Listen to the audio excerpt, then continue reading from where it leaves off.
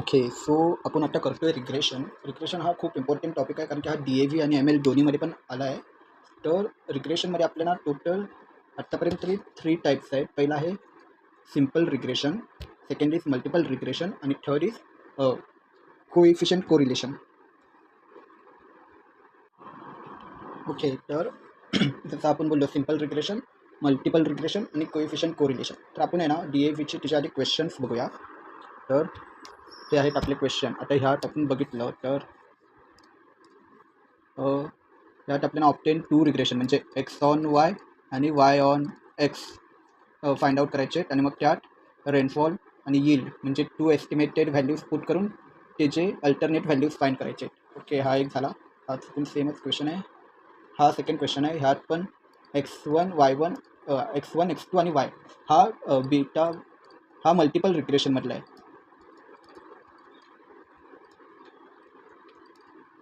हा पण आपण बघणार आहोत. आणि हा थर्डवाला आहे एक्स आणि Y from the given the age of the husband is 19. हा पण एक्स ऑन वाय आणि वाय ऑन एक्सवाला आहे. ह्यात पण find the age of husband when age of wife is 19 आणि age of wife when age of husband is 30 find out करायचं आहे. हा वाला आहे तो कोइफिशियंट कोरिलेशनवाला क्वेश्चन आहे. हा वाला आपण कसा सॉल्व्ह करायचा ते पण बघणार आहे. हा वाला आहे टू वाला आपला नॉर्मल सिम्पलवाला आहे. ह्यात आपल्याला एकच x on Y on x find करायचं आहे. पण ह्यात एस्टिमेटेड व्हॅल्यू एकच आहे, वाय इज इक्वल टू 20. म्हणजे एक्स ऑन वाय चा इक्वेशन यूज करून आपल्याला ह्याची व्हॅल्यू फाइंड करायची. तर हे आहे. मग परत हा वाला आहे तो पण नॉर्मल सिम्पल रिग्रेशन आहे. हा वाला आहे तो आहे मल्टिपल रिग्रेशन आणि खालचा आहे तो पण आहे सिम्पल रिग्रेशन. तर एवढे क्वेश्चन्स आपल्याकडे आहेत. हे सगळे DAVचे जेवढे पण PYQs आहेत आत्तापर्यंत 5 क्वेश्चन पेपर, त्याच्यातले हे सगळे न्यूमेरिकल्स आहेत. तर तेवढेच MLमध्ये पण आहेत, पण MLमध्ये ऑलमोस्ट सेमच आहे आणि ऑलमोस्ट सिम्पल रिग्रेशनच आहे किंवा मल्टिपल रिग्रेशन आहे. त्यात जास्त कोइफिशियंट कोरिलेशन नाही आहे. तर सर्वात पहिला आपण फॉर्म्युला बघूया. आता ह्यात सर्वात मोठी चूक काय होते की ह्यात आहेत 2 फॉर्म्युलाज. मला सांगतो तर म्हणाल की 2 कुठून आले. तर पहिला फॉर्म्युला आहे वाय. आता आपण वाय ऑन एक्स बघूया. Y is equal to AX plus B आणि दुसरा आहे Y is equal to A plus BX. आता हे दोन्ही पण फॉर्म्युला सेम आहेत का? तर हो. बट ह्यात चेंजेस काय ते मी तुम्हाला सांगतो. आता हा AX प्लस बी आणि BX हा आहे ना, तर आपण नंतरला A आणि Bची व्हॅल्यू फाइंड आउट करतो. हां, तर नंतरला आपण A आणि Bची व्हॅल्यू फाइंड आउट करतो. तर तेव्हा काय होतं, जेव्हा AX असेल तेव्हा Aची व्हॅल्यू आपल्याला भेटते आणि Bची व्हॅल्यू फाइंड करायची असते. आणि जेव्हा BX असेल तेव्हा आपल्याला Bची व्हॅल्यू भेटते आणि Aची व्हॅल्यू फाइंड करायची असते. तर आपण हे कसं करतो नॉर्मली. आता ह्यात आपण व्हॅल्यूज पुट केल्या तर आपलं वाय ऑन एक्स आपण कसं करतो, समेशन ऑफ हे आपलं काय ते आहे B is equal to Y on X is equal to summation of formula काय आहे B Y on X is equal to N summation of X Y minus summation of X summation of Y upon N summation of X the whole square X square minus summation of X the whole square. हा आपला Y on एक्सचा formula आहे. तर ह्याने आपल्याला BYX भेटतो. तर हा BYX ह्या फॉर्म्युलासाठी Aची व्हॅल्यू बनते आणि इथेच हा वाला फॉर्म्युला तुला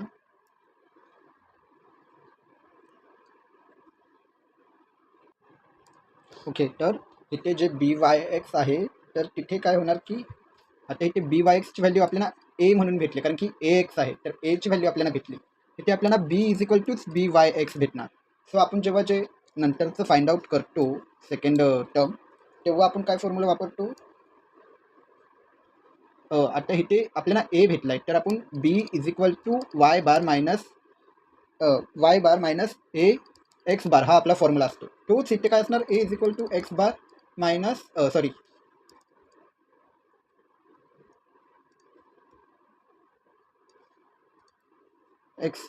Y bar minus BX bar हा आपला फॉर्म्युला असणार. हा एवढाच फरक आहे, पण ह्याने खूप जास्त चेंजेस होतात. पूर्ण टर्म्स Bची पूर्ण व्हॅल्यू चेंज होते, Aची व्हॅल्यू चेंज होते, त्यामुळे पूर्ण इक्वेशनमध्ये चेंजेस होतात. सो बेसिकली आता आपण वापरताना मोस्टली हा वाला फॉर्म्युला वापरतो. काय आहे हा, Y is equal to A plus BX, ज्याने आपल्याला Bची व्हॅल्यू BYXच्या इक्वल येते आणि आपण Aची व्हॅल्यू फाइंड करतो वाय बार मायनस BX बारने. आणि मग हाच आपण इक्वेशन वापरतो Y is equal to A plus BX. मग ह्यात ए किंवा बी, ए आणि बीची व्हॅल्यू पुट करून एक्सची व्हॅल्यू पुट करून आपण वाय एस्टिमेट करू शकतो. आणि for X on Y X is equal to A plus sorry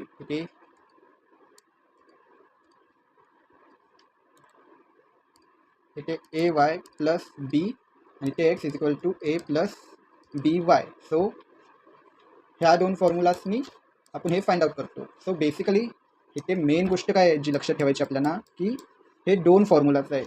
ह्यात आपल्याला ए एक्सनी आपल्याला एची व्हॅल्यू आधी भेटते आणि बी एक्सनी बीची व्हॅल्यू आधी भेटते. सो आता ह्यानी जी व्हॅल्यू भेटणार ती सेमच असणार, बट ती एची किंवा बीची अशी डिफर होते, त्यामुळे इक्वेशनमध्ये चेंजेस होतात. सो बेसिकली आता मी तर हेच सगळीकडे वापरणार आहे, बट एम एलच्या काही क्वेश्चनमध्ये त्यांनी हा इक्वेशन दिला आहे की ह्या इक्वेशननुसार करा किंवा ह्या इक्वेशननुसार करा. सो ते तुमच्या लक्षात असून दे की ह्याच्यात काय वेगळं आहे, ह्याच्यात काय वेगळं आहे, नाहीतर दोन्ही पण सेम समजून मग तुम्ही कराल आणि तुम्हाला रॉंग येईल. सो हे लक्षात ठेवा. आता आपण आहे ना 1 बाय 1 प्रत्येक सिम्पल, मल्टिपल आणि कोएफिशियंट कोरिलेशन हे तिन्ही पण आपण बघणार आहे एक एक एक्झाम्पल. ओके, सो आपण आता हा पहिला क्वेश्चन घेतलेला आहे. हा एक सिम्पल लिनियर रिग्रेशन आहे, बट ह्यात एक कॅच आहे. म्हणजे आता आपण नॉर्मल सिम्पल रिग्रेशन करतो, आता ह्यात पण दोन वे आहेत तुम्हाला सांगतो. रिग्रेशनमध्ये दोन वे आहे, एक डिरेक्ट डेटा आणि रॉ डेटा, हे दोन वे आहेत सिम्पल रिग्रेशनमध्ये. तर ह्यात फरक काय आहे, डिरेक्ट डेटा म्हणजे हा एक डिरेक्ट डेटावाला आहे. ह्यात आपल्याला डायरेक्ट मीन दिला आहे, म्हणजे आपल्याला काय दिला, आता समजा की वायला आपण कन्सिडर केलं यील्डला वाय आणि ह्याला आपण कन्सिडर केलं एक्स. तर आपल्याला दिला आहे वाय बार इक्वल टू 508.4 आणि एक्स बार इक्वल टू 26.7. तसंच एस डी म्हणजे सिग्मा, मग सिग्मा एक्स इक्वल टू हा एक्स आहे आपला 4.6 आणि सिग्मा वाय इक्वल टू 36.8.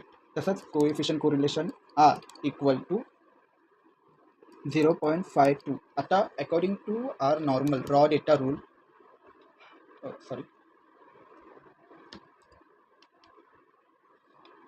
तर according to our raw data rule आपण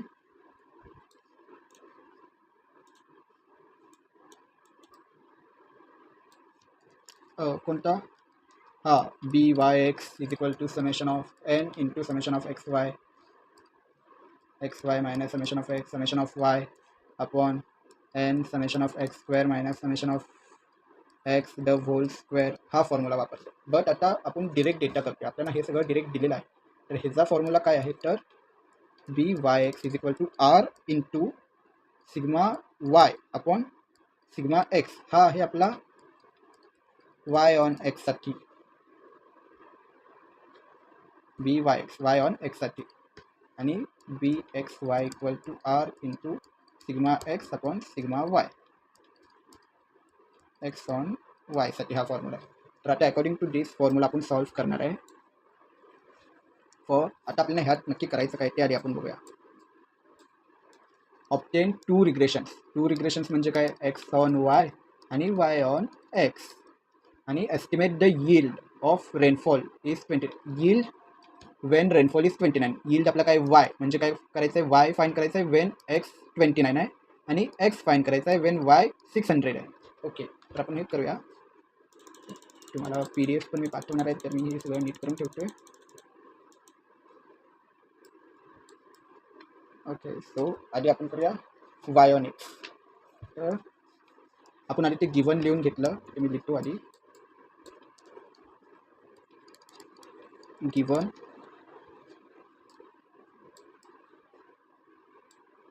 for equation y on x, for equation y on x y is equal to a plus bx. मी बोललेलो हा वालाच फॉर्म्युला मी वापरणार, ज्याने b is equal to B Y एक्सच होईल. आता बी वाय एक्स आपल्याला पण करायचं आहे, B Y X according to formula R into sigma Y upon sigma X is equal to, आता इथे त्याची व्हॅल्यू पुट करूया. आरची व्हॅल्यू काय 0.52 into sigma Y 36.8 upon 4.6 into. तर आता ह्यालाच आपण कॅल्क्युलेट करून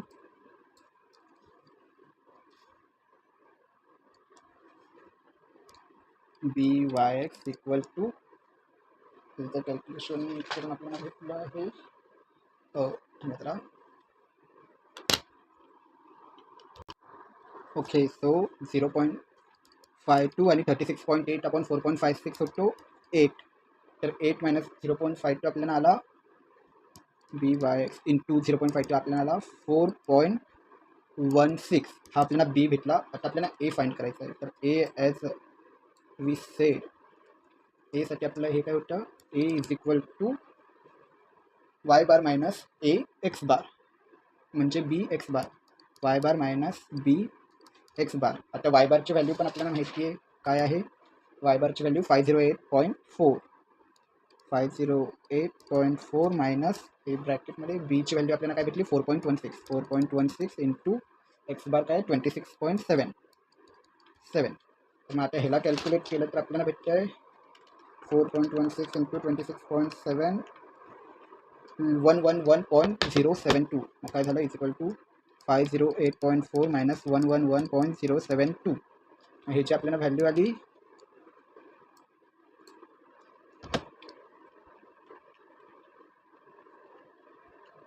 397.32. 397.32 हा आपला ए भेटला आपल्याला. आता आपला जो हे होता Y is equal to A plus B X ह्याची व्हॅल्यू काय झाली तर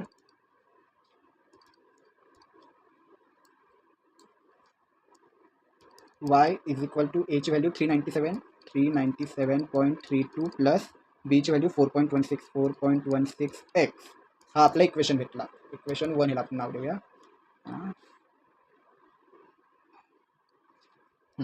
आता आपण फाइंड करूया for X on Y. For X on Y आता इथे X is equal to A plus B Y. आता ह्या B is equal to B Y X कारण की सेम फॉर्म्युला आपण वापरतोय. Sorry B is equal to B X Y. इथे B x वायचा formula काय तर आर इंटू आता इथे फक्त हे उलट होणार sigma X upon sigma Y is equal to 0.52 into 4.6 upon 36.8 is equal to B X Y.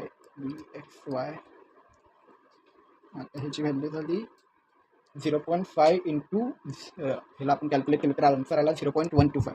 0.52 into 0.125 B X Y equal to 0.065 हा आपला बी एक्स वाय आला. तर आता ए करायचा A is equal to X bar minus B Y bar कारण की X on Y आहे. तर A is equal to X bar आपला काय आहे 26.7 मायनस बी आपल्याला काय भेटला 0.065 वाय बार काय 508.4 into 508.4. Okay A is equal to आपल्याला भेटला 26.7 आणि ह्याला मल्टिप्लाय केलं 0.065 तर आपल्याला भेटला 33.046. ओके 33.046 हा आपल्याला ह्याची गरज नाही ब्रॅकेटची. ओके तर आता आपल्याला ए भेटला -6.346 sign of a bigger number minus. मग आता आपल्याला ह्याचं इक्वेशन बनवायचं आहे. तर ह्याचं इक्वेशन असणार X is equal to A plus B Y आणि मग ह्याचं इक्वेशन भेटलं एक्स इज इक्वल टू काय होतं 397 ए आपल्याला भेटला -6.346 प्लस 0.065 वाय. ओके तर आपल्याला इक्वेशन 1 आणि इक्वेशन 2 भेटला. आता आपला क्वेश्चन बघूया. क्वेश्चनमध्ये काय आपल्याला estimate the yield when the rainfall is 29 cm. Okay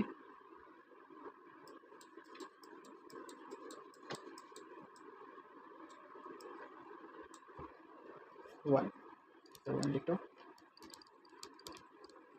estimate yield when rainfall is 29 cm.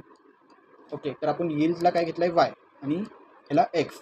तर आता आपल्याला असं वाला वाय ऑन एक्समध्येच आहे Y is equal to A plus B X हा आपला फॉर्म्युला यूज करायचा आहे. एक्स एक्सची व्हॅल्यू आपल्याला दिली आहे, म्हणजे याचं काय झालं, एक्स इक्वल टू 29 आपल्याला दिलं आहे. आता फक्त वायचा आपला इक्वेशन कोणतं आहे, हा इक्वेशन 1 आहे, मग तो यूज करूया आपण. नॉर्मली फक्त इथे व्हॅल्यू पुट करायचे, Y is equal to 397.32 plus 4.16, एक्सची व्हॅल्यू काय 29 झालं. वाय इज इक्वल टू, आपल्याला आन्सर आला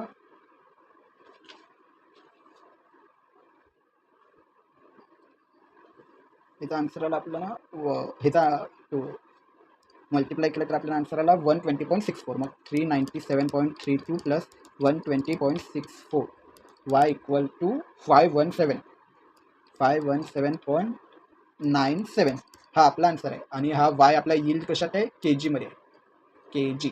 तर आपल्याला 517.97 के जी ऑफ यील्ड लागणार आहे जर आपला रेनफॉल 29 सेंटीमीटर असेल.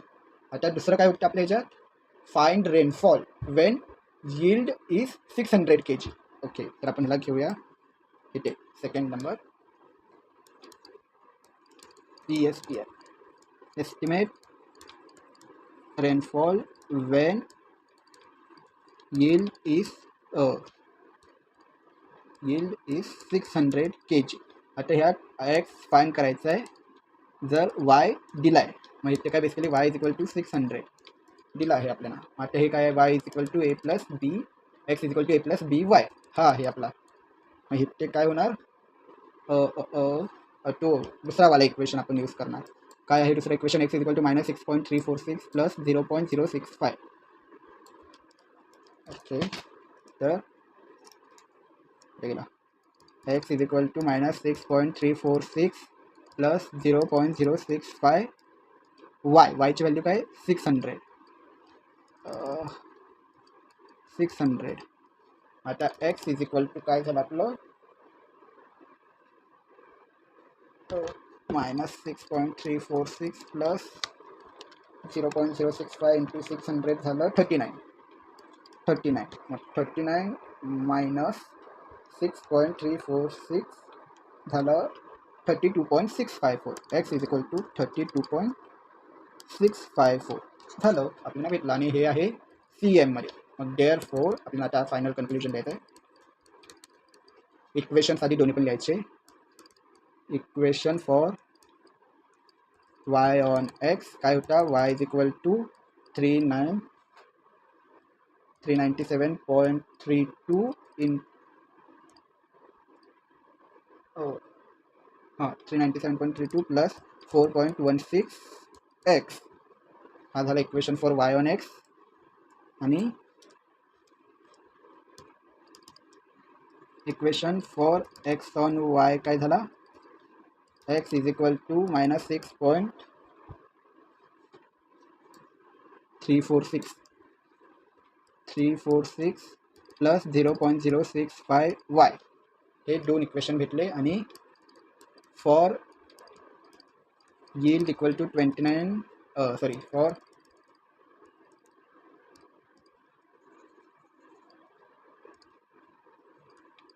rainfall equal to 29 cm we need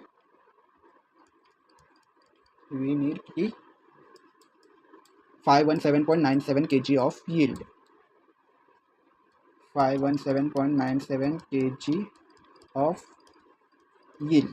आणि for yield equal to 600 kg we need 32.65 cm of rainfall. Okay, so आपला हा सम सॉल्व झालेला आहे. दिस आर मेन पुट्स जे आपल्याला शोधायचे होते ते आपण शोधले. And this is basically our whole sum. मी ह्याची तुम्हाला PDF पाठवेन, बट जस्ट सी, ते पण मी नीट लिहिलं आहे सो तुम्हाला समजेल. ओके, सो आता आपण एक रॉ डेटावाला सम सॉल्व करूया इथे.